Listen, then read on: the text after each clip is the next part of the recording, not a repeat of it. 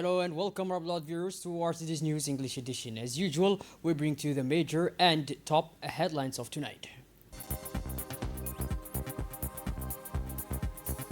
The head of state returns to the country after attending the 39th African Union Summit.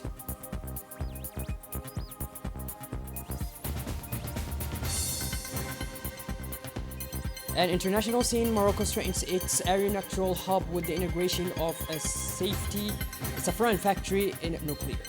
Those were the major and top highlights. Welcome back to our newsroom, our beloved viewers. The President of the Republic, His Excellency Mr. Ismail Omar Guelleh, returned to the country on Monday after attending the 39th organization of the Assembly of Heads of State and Government of the African Union held in Addis Ababa, Ethiopia. The summit took place over 2 days, on 14th and 15th of February 2026. Under the main theme of ensuring sustainable access to water and effective sanitation systems across African countries.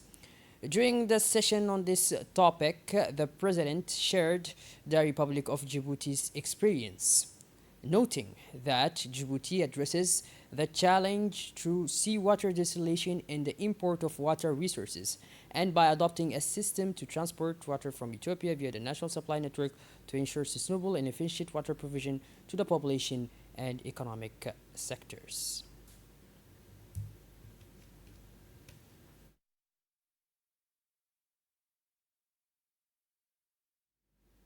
The reopening of the local branch of the Popular Rally for Progress (RPP) in Section 5 was marked by a festive atmosphere attended by party leaders, members, political and social figures, and civil society actors. The pre-launch aims to strengthen the party's local organizational presence, activate its role in citizen outreach, and contribute to national discussions on development and social issues. Speakers emphasized that reopening the office is an important step towards consolidating grassroots party work, listening to citizens' concerns, and relaying them to the appropriate institutions. Party officials called for unity of effort and a strengthened sense of responsibility to serve the public good and contribute constructively to national development. The ceremony concluded with a tour of the office facilities and a collective commitment to continue working as a unified team while reinforcing solidarity and active political engagement.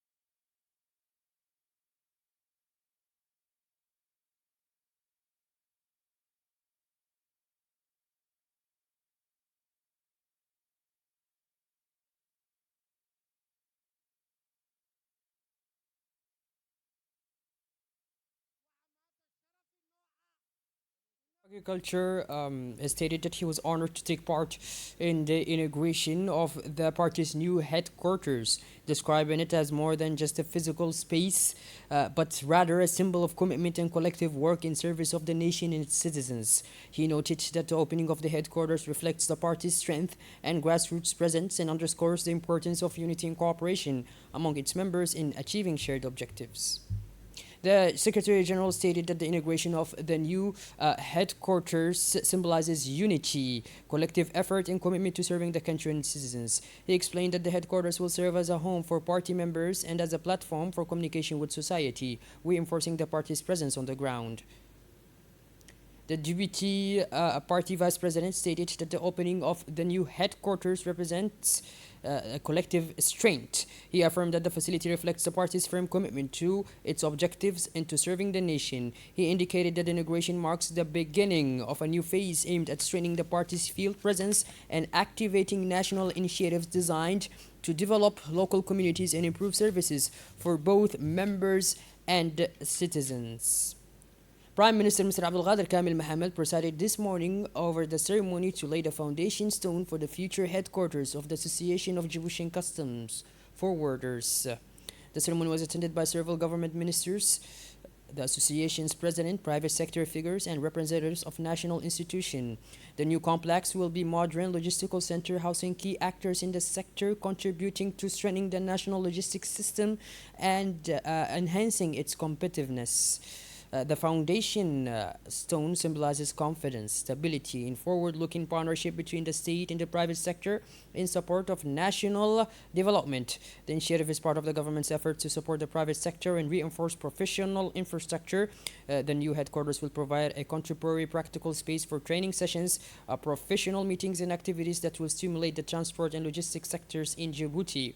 In his remarks, the Prime Minister emphasized strengthening public-private cooperation and encouraging strategic investments to advance the national economy, describing the project as a lever to boost the country's competitiveness and attract new commercial and logistical opportunities.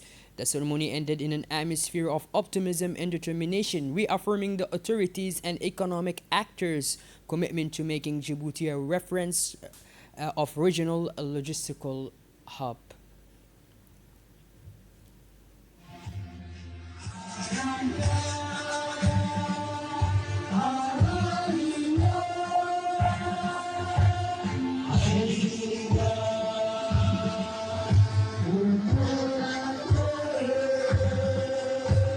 Les projets que nous lançons aujourd'hui. In his address, the Prime Minister emphasized the importance of strengthening cooperation between the public and private sectors and encouraging strategic investments capable of driving the national economy forward. He stated that the project represents a significant lever for enhancing the country's competitiveness and attracting new commercial and logistical hubs. The President of the National Assembly, Mr. Delaita Mohammed Delaita, received UNICEF's new representative to Djibouti. The Assembly Speaker welcomed the new representative, wishing her success in her mission to serve children in the country. Representative Ramatu Tore expressed deep appreciation for the warm reception and praised the National Assembly's ongoing commitment to protecting and promoting children's rights and welfare. The UNICEF representative affirmed the organization's determination to continue providing technical and institutional support to Djiboutian authorities to strengthen the implementation of children's rights on the ground. The President of the National Assembly lauded UNICEF's pivotal role in supporting national child-related public policies and underlined the importance of the legislative and institutional framework for protecting and promoting children's rights as a cornerstone for sustainable and inclusive development. The sub-prefecture of Dakhil, As-Ila, hosted a lively reception on Sunday, 15 February, for the final stage of the National Solidarity Caravan 2026.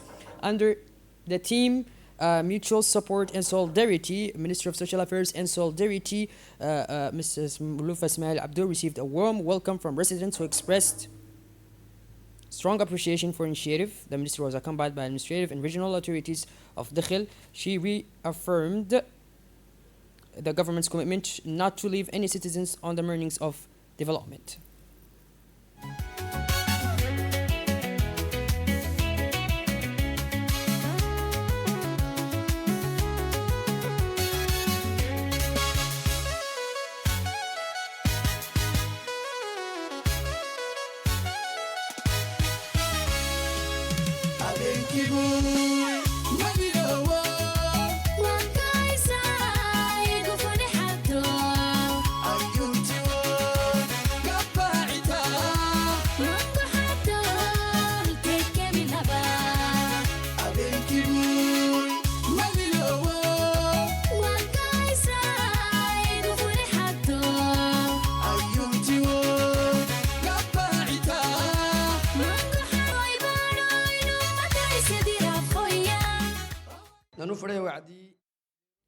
The president of the regional council and sub-prefect emphasized their deep appreciation for the continued engagement of the Ministry of Social Affairs and Solidarity during her visit. They stated that her visits are not merely ceremonial, but represent genuine opportunities to address the concrete needs of the population and to respond to their concerns across the national territory. The two officials also used the occasion to deliver a message on civic responsibility and sustainability, urging residents of the sub-prefecture to safeguard their shared assets and take ownership of the development. Local residents in both Afar and Somali language expressed deep gratitude to the ministry and the government for ongoing support. Women and community leaders thanked the president and first lady for their vision and sustained assistance, noting that the implemented programs have improved living conditions and strengthened dignity. Testimonies reflected appreciation for ongoing projects and a call for continued tangible action. During the consultations, authorities from the Ministry of Social Affairs engaged directly with residents' complaints and requests.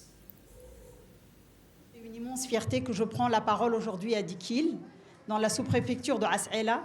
It is with deep emotion and great pride that I speak today in Dakhil, in the As'ila sub-prefecture, to officially close the 2026 edition of the National Solidarity Week. At the start, I want to express my government gratitude to President Ismail Magili for personally sponsoring the launch of this week in the capital, giving it national, political, and symbolic significance. Through this sponsorship, the President reaffirms his vision to place people at the heart of development, make solidarity a pillar of national stability, and ensure social justice as a foundation of the Republic. During this intensive week, our social caravan traveled across the countries of 5 regions with a clear goal: social justice, equal development, protection of the most vulnerable, and inclusion of all citizens in the nation's progress. From Ubur, the city of unity, through Al-Sabih and Tajura, we inaugurated strategic stocks and opened new social service centers to bring the administration closer to the people and ensure food security.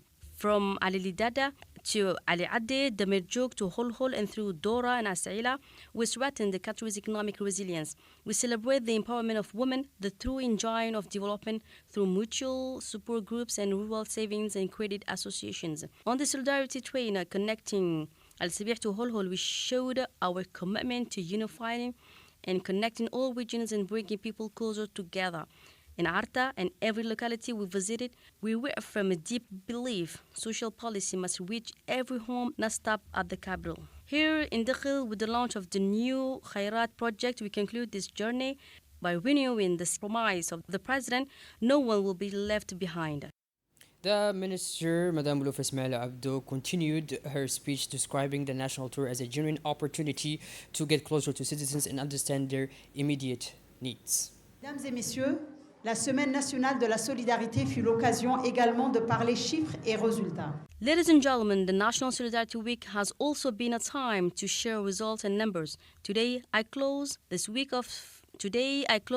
in our Solidarity Caravan with great pride, because this is human story lived together with our communities. Over 525,000 people, representing 93,000 households, have benefited from social transfers, ensuring a basic standard of living and strengthening food security. More than 110,000 individuals from 39,000 households are covered by the Social and Health Assistance Program, PASS, guaranteeing access to healthcare as a real right. Rural savings and credit associations, along with mutual support groups, have been established nationwide, empowering communities economically. Over 3,000 young people and women have received training in key skills and entrepreneurship. More than 195 social and community infrastructure have been built or rehabilitated across the regions. Behind every program, every transfer, and every infrastructure is a political choice by President Ismail Margili to build a fairer, more balanced, and more united society. Closing this 2026 edition of the National Solidarity Week does not end our social work. Solidarity is a permanent mission, a pillar of our republic, and a constant government priority. In a few days, the Muslim community will celebrate the beginning of the blessed month of Ramadan. In line with its tradition of solidarity, the Ministry of Social Affairs will support the most vulnerable households across the country through food distributions. I'm pleased to announce by instruction of the President that this year the number of households supported will increase to 50,000 nationwide. Before concluding, I want to sincerely thank all partners who worked tirelessly to make this social caravan a success. I also express my deep gratitude to the First Lady and President of UNFD, Khadra Mahmoud Haid, for her continued support, guidance, and encouragement. Finally, I thank all local leaders and women in the communities we visited for their warm welcome. The minister provided figures and data showing that thousands of families benefited from food and material support, while several small and medium projects received backing from the Solidarity Fund. She highlighted the caravan's contribution to financial inclusion, local economic activation, and the empowerment of women and youth. These results, she said, were achieved through cooperation with local authorities and technical and financial partners. At the end of a community meeting, particularly with women involved in the community management communities, the Minister, Madam Ulufa Ismail Abdo, handed over official certificates recognizing their stature as economic actors. This institutional recognition opens new prospects, access to larger financing and direct partnerships with government bodies, thereby integrating these women formally into the national economic fabric and basically enabling sustainable participation in economic growth. Representatives of the community committees expressed deep gratitude to the minister for sustained commitment and investments, calling the support a key tool for their financial and social empowerment.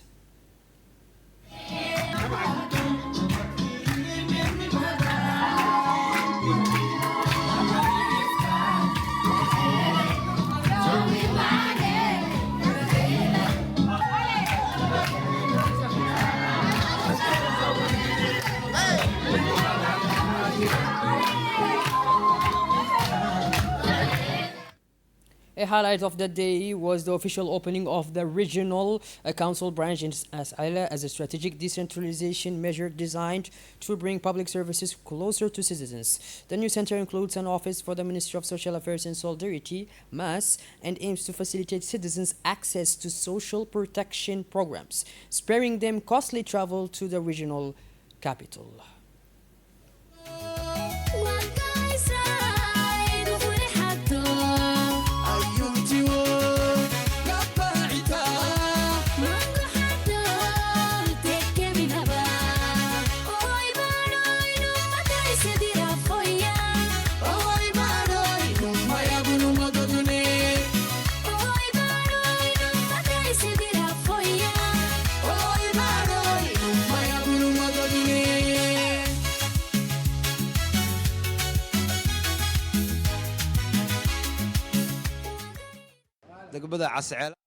To cap the Solidarity Caravan and the visit to As Aila, the minister laid the foundation stone for the House of Peace project. A demand raised specifically by women in the area, the facility is intended as a place for mediation, dialogue, and social empowerment. Reinforcing the community fabric, the minister noted at the ceremony that she is not simply constructing a building, but strengthening foundations of cohesion and national unity in the heart of the locality. In her address, the Minister of Social Affairs and Solidarity, Madam Ulufa Ismail Abdo, reaffirmed the government's determination to translate solidarity into concrete action on the ground. She stressed that social policy cannot remain limited to emergency assistance, but must evolve towards structured empowerment.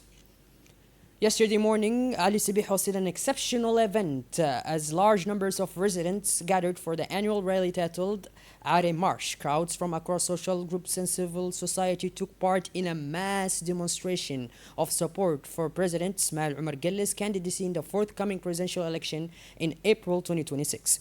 The event featured participation from prominent figures, including members of parliament and the Minister of Commerce, Mr. Mohamed Warsame Diriyeh, a native of the area. Demonstrators marched to express unconditional support for the president's continued leadership, calling for a clear and stable transition rather than uncertainty. The march, marked by traditional dances and patriotic songs, culminated at the city's main high-performance training stadium. Local and national ruling coalition members publicly voiced their backing, reiterating a preference for stability and continuity at the head of state.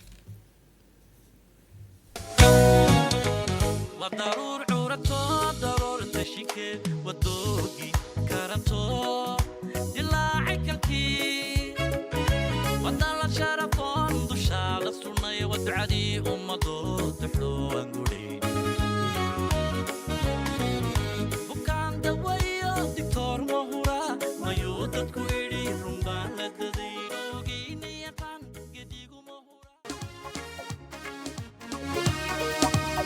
himilooyinkaagii haddii aad ka tegi iyagoo banoo hadhay yaad nagu halaynaabo ood nagu halaynaabo yaad nagu halaynaabo ood nagu halaynaabo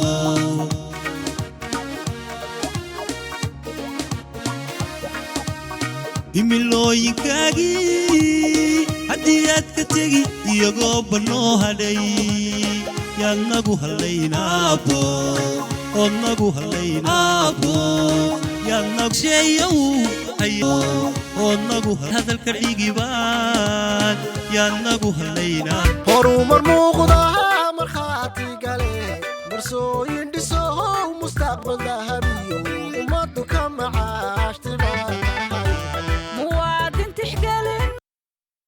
Minister of Commerce Mr. Mohamed Orsimediri affirmed his support for the president's candidacy in the upcoming April 2026 presidential elections. He stated that the strong mobilization witnessed in Ali Sibih reflects the population's attachment to stability, continuity, and the development of achievements recorded in recent years. The People's Palace Theatre hosted the official launch of the National Forums dedicated to reaffirming general secondary education. Attended by wide officials and educational representation, the event was chaired by the Minister of National Education and Vocational Training, Mr. Mustafa Mohamed Mahmoud, with on-stage presence from the Minister of Budget, Mr. Ismail Ibrahim Roble, the Minister of Higher Education and Research, Dr. Nabil Mohammed Ahmed, and the Minister of Women and Family, Madam Muna Usman Aden. Parliamentary deputies, representatives of international organizations, members of the diplomatic corps, and the broad assembly of education sector actors filled the hall. The ceremony opened with a documentary tracing weeks of national consultations within educational institutions involving teachers, students, and parents. The Inspector General of National Education, Mr. Muhammad Abdu, presented a detailed brief recalling the reform's objectives and major axes and underlining its ambitions, nature, and responsiveness to current challenges.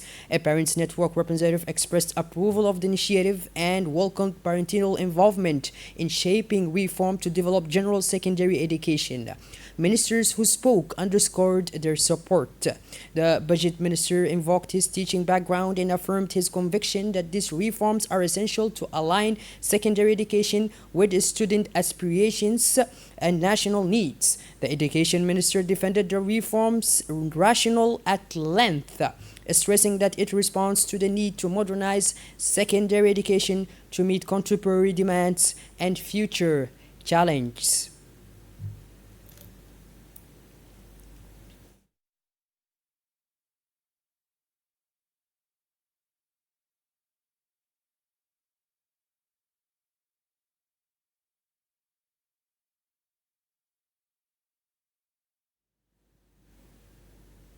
Three ministers, Budget, Higher Education, and Minister of Women and Family each expressed full support for the reform process, linking it to a broader governmental vision that places education at the center of sustainable national development and committing their ministers to coordinate actions and resources needed to implement the reform. The Minister of Higher Education and Research, Dr. Nabil, also expressed full support for the recent progress, highlighting the importance of coherence between secondary and higher education pathways. For her part, the Minister of Women and Family affirmed her support for the reform initiatives, stressing the importance of ensuring equal opportunities and strengthening the educational system responses to social challenges. The Minister of Budget expressed his firm conviction regarding the importance of the reform of general secondary education, recalling his previous experience in the teaching profession. And then last but not least, the Minister of Education emphasized that the secondary education occupies a strategic position between basic education and higher education or vocational training, and that reforming it as a national necessity to prepare generations capable of responding to rapid change and contributing to comprehensive development. He called for precision, seriousness, and responsibility in the forum's work to produce practical recommendations and a clear roadmap for 2026-2030. Following the official launch, thematic workshops commenced to develop a realistic, implementable reform framework. These sessions will debate system architecture, study pathways, assessment mechanisms, the baccalaureate and certification, circular relevance and coherence, and strategies to reduce student workload while strengthening core competencies. The process aims to produce a 2026-2030 roadmap for a modern, flexible, general secondary education adapted to diverse student pathways. The ministry expanded participation to include actors from higher education and research, the presidency, the prime minister's office, and multiple ministries, namely the budget, economy, finance, labor, women and family, environment, decentralization, digitalization, and culture, as well as parliamentarians, technical and financial partners, including UNICEF, World Bank, AFD, UNESCO, and JICA, business representatives, and civil society. Each workshop includes some 35 to 40 participants from various backgrounds to enrich discussions and produce actionable proposals.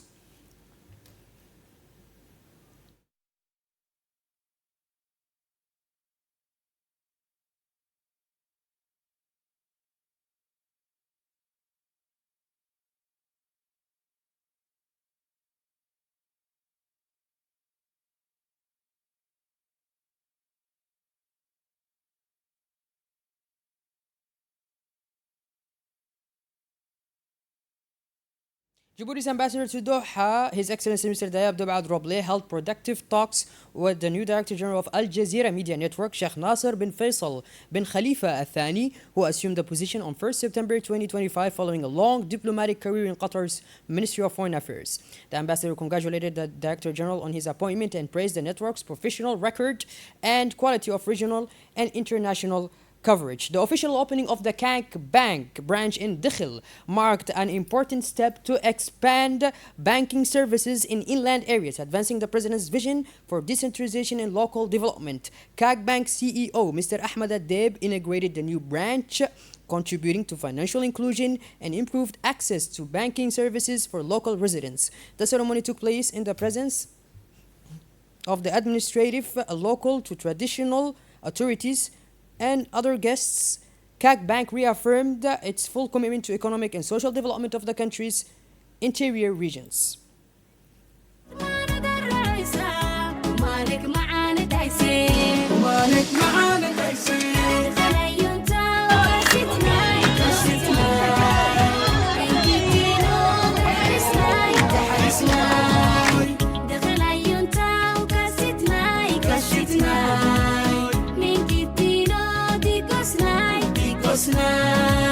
جنبي إفخاي دخيلة إنكتينو ذكرك كاي برسلوك إنكم لشعبي عاصمة إنكتينو مفتقاي البيب بلتوبكي دولتك منع عمودي دخل عيونتا ودحرساي إنكتينو يودري توبكيلو دحرساي ذكرك كاي برسلوك إنكم لشعبي عاصمة